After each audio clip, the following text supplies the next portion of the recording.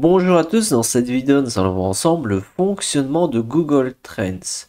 Je vous mets le lien pour accéder à ce site dans la description. Donc c'est un site tout à fait gratuit et vous allez arriver sur cette page. À noter que moi par défaut il met que je suis en Belgique, mais je pourrais adapter ma recherche pour un autre pays ici en haut à droite. Donc maintenant qu'est-ce que je vais pouvoir faire sur cet outil? Je vais pouvoir écrire ici sur la barre de recherche quelque chose, par exemple Canva. Ensuite, je clique sur Explorer.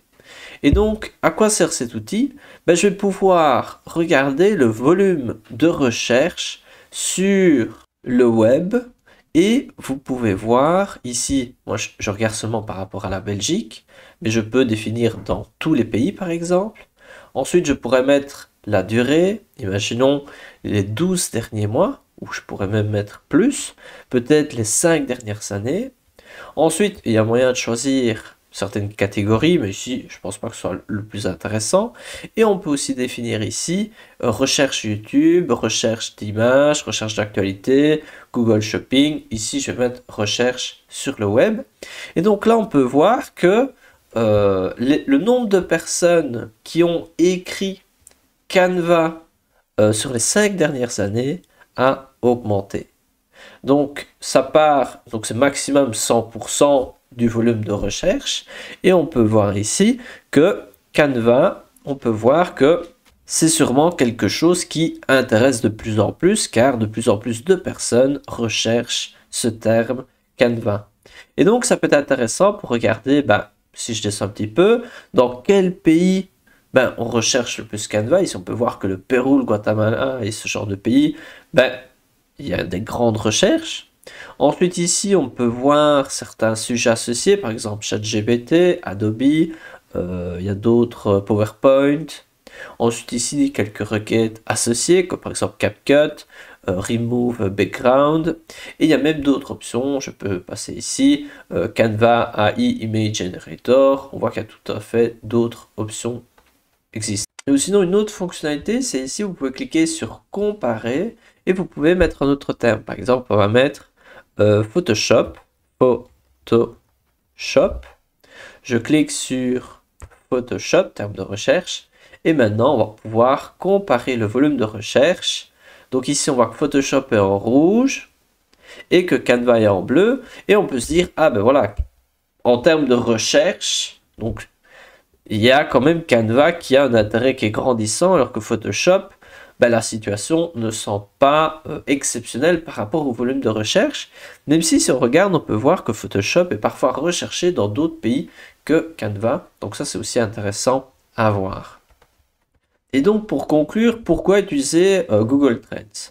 Pour moi, il y a deux raisons qui peuvent vous pousser à utiliser Google Trends. Premièrement, pour voir si vous avez une idée, imaginons de business ou une idée de quelque chose, c'est intéressant de regarder ce que les personnes écrivent sur les moteurs de recherche. C'est aussi intéressant de regarder sur les forums, qu'est-ce que les gens se posent comme questions, et c'est intéressant pour mieux connaître les problématiques des personnes et ce genre de choses.